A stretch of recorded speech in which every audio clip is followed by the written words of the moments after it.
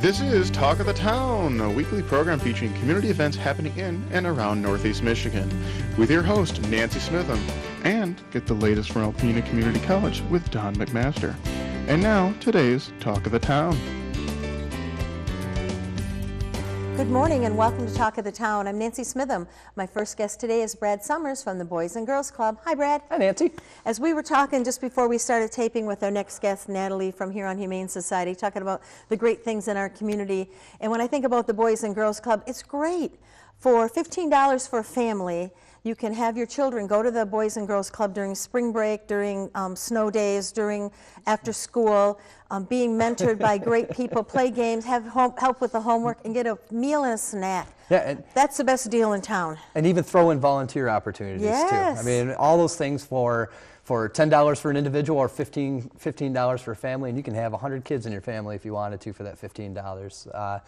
You know, we're very blessed to live in a community that really supports the programs that we run and supports the program itself. And because of that, we're able to offer the membership fees at such a low cost because every kid should be able to take advantage of it. If we could do it for free, we would, but sometimes we got to keep the lights on too. And you have scholarships, so if someone says, "Hey, we can't afford the $15," you have people you can call and say, "Hey, I have a family here that wants to come and they can't afford it. Can you help us out?" And people will help you out because they know what they're getting back for that $15. In my 18-year career with the Boys and Girls Club, we have never turned down a child from coming in our doors, and we never will. As long as I'm running the program and as long as the staff knows that, we will never turn down a kid for any services out there. And talk about further greatness. I know you just had some meetings this week and you're working on getting some more exciting summer programming. We are. Actually, one of the big programs that we run year-round is our food program, and specifically there's a summer food service program element to it. We cater to a lot more kids during the summertime, usually about 50% more than what we do during the school year, just because the availability of the kids is out there. So we're able to, parents are able to drop them off. We supplement daycare. Kids are able to foot traffic, be able to walk in the neighborhoods. But we're trying to, with collaboration from the Michigan Department of Education and the U.S. dairy industry, we are trying to find more ways to collaborate with agencies and partners in the community to expand our summer food program. This could be providing a special event at Bayview Park, or could be collaborating with an existing food program that's already out there. But basically, the bottom line is trying to serve more kids in the community and try to make more bellies happy. And that's really, that's the mantra of the whole program, is trying to make sure that these kids have a warm, nutritious meal on a daily basis. And for us to be able to go out and collaborate with agencies and existing partners and things like that, we'll be able to do that. So we're looking towards the more of the special events part of it, where we can offer some more cool ways for kids to be involved, talk about some of the programs and services that we have, and at the same time be able to sit down and have a hot meal too. We take that so for granted. We think every kid in our community has a wonderful hot meal every day, and that doesn't happen for a variety of reasons. So it's wonderful that there's a watchdog in our community in the summer, that you'll be out there making sure the children get good hot meals. Oh, absolutely. It's definitely one of those part of our mission to inspire and enable all kids. The food program definitely goes hand in hand with what we're trying to establish in Alpena. Okay, so I know your numbers have been up already this year since Christmas break is over. So what's happening at the club? The school year is continuing. We hit the ground running right after the beginning of the year. Once the kids came back, we definitely have our homework. Our Power Hour program has just been booming. It's been incredible because we've had a lot of adult volunteers that have really been stepping up to contact us to help with our mentoring program, to help with the homework help after school. We do get a lot of the teenage kids, the high school age kids that do provide some homework help for some of our younger elementary age students, but it's wonderful when we have adults that are taking the time to come in during the after school hours that have some discretionary time to help these kids with some much needed schoolwork. Now, to make everything affordable there, we have to have fundraisers. We have two important ones coming up that you want to talk about. We do. March is our bowling fundraiser. Okay. That's the party atmosphere, the fun one. They're both fun, but this one is just mentors, mentees, donors, the community, staff, kids from the club. Everybody just kind of gets together, has fun bowling. There's prizes, there's giveaways, there's 50-50 raffles. We try to make it as fun as possible. It's a great way for us to boost the operating expenses for our mentoring program, which is a real expense for us. There's a lot of training involved, a lot of community relations and so forth, and incentives to provide for the mentors and mentees and things of that nature. And then, of course, we have our big annual raffle dinner. That will be May 12th at the Aplex this year. Okay. That's our biggest fundraiser of the year, and we raise a lot of money to provide operating expenses to help the kids out. With any fundraiser that we run, just like a lot of other nonprofits in the community, every penny goes right back to the organization. Every penny that we raise goes right back to helping the kids in the community, which in turn helps the community. So, by investing in the Boys and Girls Club, you're investing in a child's future and you're investing in the community. And tickets will be available when? Tickets will be available within the next month. Okay. The board of directors will be hitting the pavement hard as well as myself. I do make calls, I do make house calls. So if anybody wants tickets, please call. We're always, the last couple of years we've been close to selling out, which has been wonderful. We only sell 180 tickets for the event, and it's a cash prize raffle. It's a cash prize raffle. Top prize will be either between $6,000 and $8,000. It just kind of depends right now. And we do have actual 10 different payouts that go through. Plus, there's going to be all kinds of fun games to play. Good food. And great food. JJ's does a wonderful job with the catering every year. So there's a great meal. It's a great time. It's just a good way to support a local agency. So call ahead, get a table reserved, and then you'll deliver the tickets. Absolutely. And get a chance to win money and visit with your neighbors and have a great time knowing that you're helping make a better future for the young people in our community. Yeah, absolutely, yes. And what are the club hours this time of year, Brad? The club hours this time of year are 2 to 6, Monday through Friday. We do have some specialized programming taking place on Saturdays, but you just have to call to make sure. Just call us and we'll be free to tell you any schedule that we have. And then, on half days of school, we are open at 10 a.m. For the kids. So if you're worried about what am I going to do from 10 a.m. to noon, don't fret. We're open. Just drop your kid off, and we'd be happy to provide meals and recreation and homework help and anything else a kid would need. And then snow days, what happens on snow days? Snow days, we open at noon. Okay. Depends. The only deciding factor that we'd actually close would be the wind chill factor. Okay. And ice. Okay. So usually there's not the combination. So we're typically open on snow days. Okay, so if someone's interested in either the fundraisers, give you a call, 356-0214. You'll deliver tickets, you'll deliver bowling packets. Very important that the community comes out. Plus, these are two fun events. Absolutely. Thanks for being here. Thanks, Nancy. I'll be right back with Natalie Francis from Huron Humane Society following these messages. Hi, welcome back. My last guest today is Natalie Francis from Huron Humane Society. Good morning, Natalie. Good morning, Nancy. Thanks for being here. And as we just talked with our last guest, when we're talking about great things in our community, a lot of people know Huron Humane Society's always been there. They're out getting stray dogs. They're making sure the animals in our community are safe. You do huge education about spaying and neutering animals, about how to feed your animals, how to keep them safe, and the responsibilities of being a pet ownership. And, because I've been a volunteer there on several occasions, I see what goes on there. I mean, it's amazing. You have an amazing staff, amazing facility, and what you do with the amount of money that you have is amazing to me. Thank you. I appreciate that. Yeah, we try to utilize every penny we have and put it back into the facility and into the animals so they can have the best place possible to reside and rehab properly so they can be adopted. The worst part about going there is when you walk down the line, they go, pick me, pick me, exactly. Pick me, pick me. I know that's what they're saying. And that's what we want. I know. So that part's really hard. But I do encourage people, if you're looking for something to do that's going to make you feel good at the end of the day, go to the Humane Society, be a volunteer, whether it's with the cats, with the dogs, helping with fundraisers, washing clothing, not clothing, but blankets and towels and pads from the pens.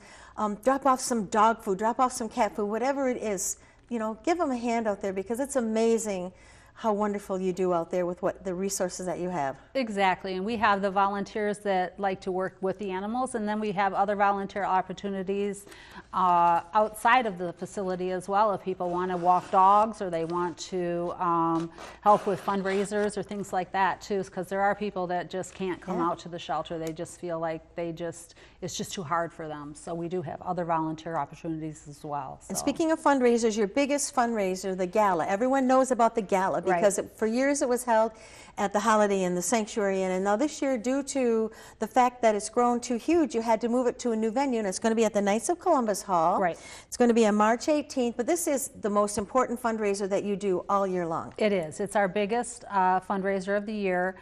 We will be able to seat about 325 people this year, as opposed that'll be about close to 100 more than we've sat in the past. So we're really excited about that.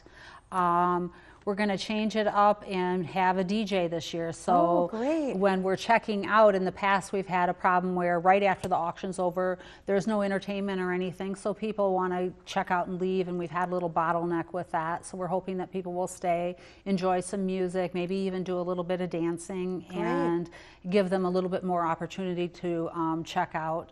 And then we're going to have JJ's Cater, and we're going to have As You Wish decorate beautifully for us. So we're very excited about this new venue. Now, when will tickets be available? Because I know the 300 will sell out. Yep, they're available now, actually. They are available now. They are available now. They are available at Real Estate One.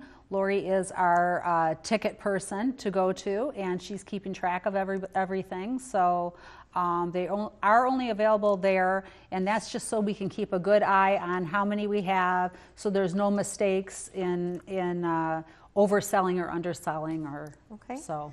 And we need donations. We want to let people know that if you have a hobby, a skill, anything you have, if you own a business, we can use something from your business, your hobby, your skill. If you're a chef, why not donate a dinner for 4 people at your restaurant, or come to their home?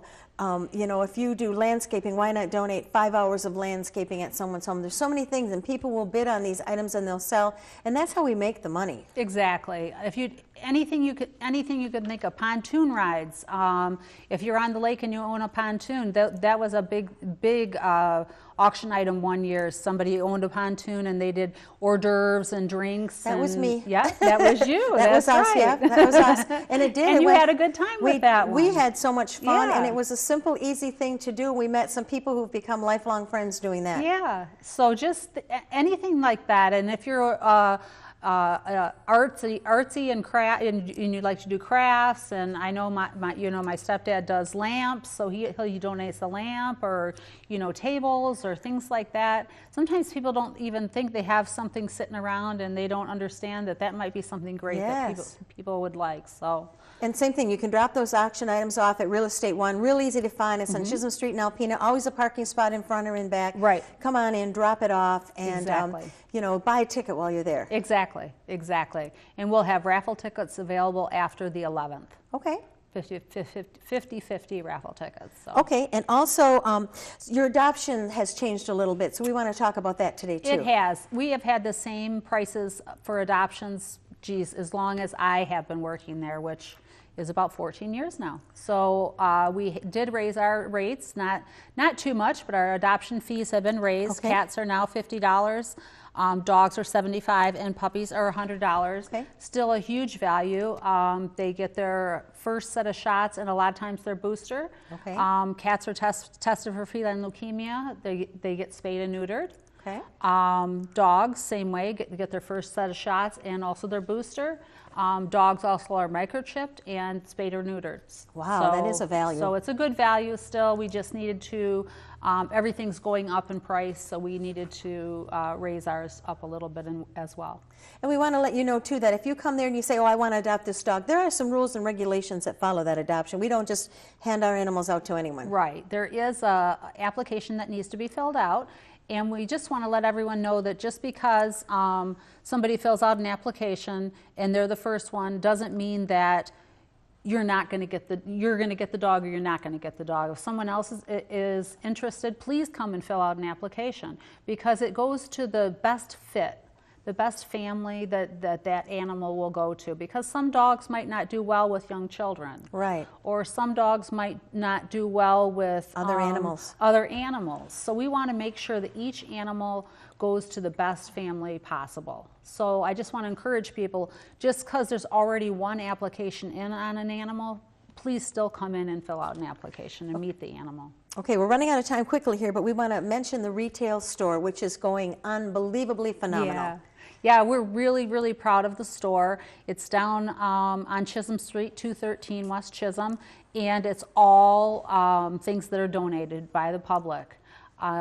It's a beautiful store. It's set up just like a house would be. So when you walk in, it has that homey feeling. And everything is donation, and it's run completely by volunteers, and it all donates back to the shelter for operations. And everything's for sale. No matter what it is in there, it's for sale. Right. And it, like you said, it's beautifully displayed, but what's there today is probably gone tomorrow. So it's something that you really need to visit whenever the store is open. And what are the current hours? Yes, the current hours are 11 to 6, Wednesday through Friday, 11 to 6, Wednesday through Saturday, closed on Sunday. Closed on Sunday. So get down there and check it out. And once again, it's a wonderful fundraiser for Huron Humane Society. Right, exactly. Thank you Yes. so much. I'll look Thank forward you. to talking to you next month. Thank you so much. Please stay tuned for Dr. Don McMaster following these messages. Good morning. I am Jay Walterwright, Director of Public Information and Marketing for Alpena Community College, and this is the ACC portion of Talking Town.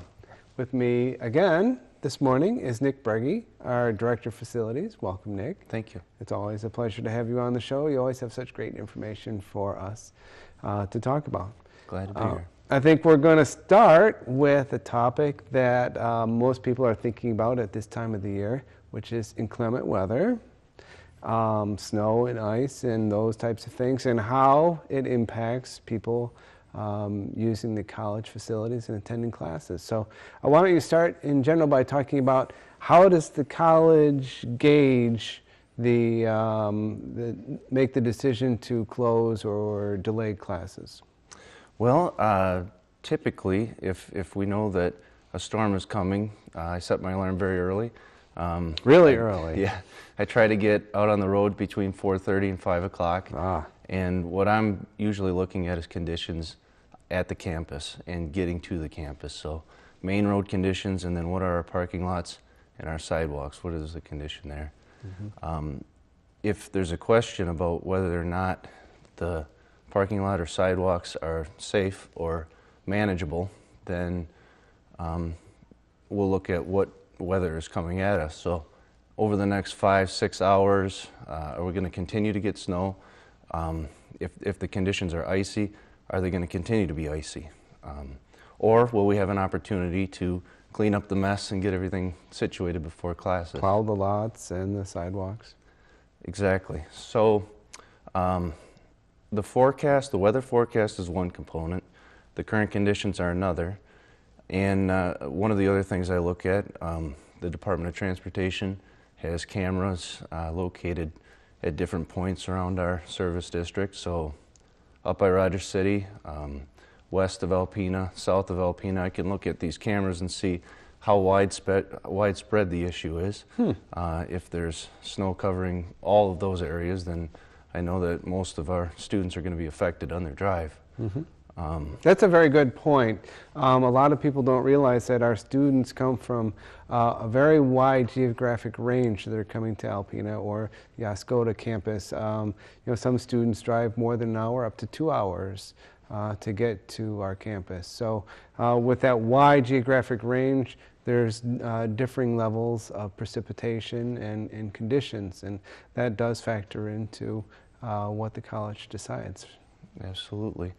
And all of that information is sort of gathered in those camera images, help to see, and also it's useful to look at the public schools to see, have they decided to close? They kind of face some unique challenges that the college doesn't have with busing, Yeah. right?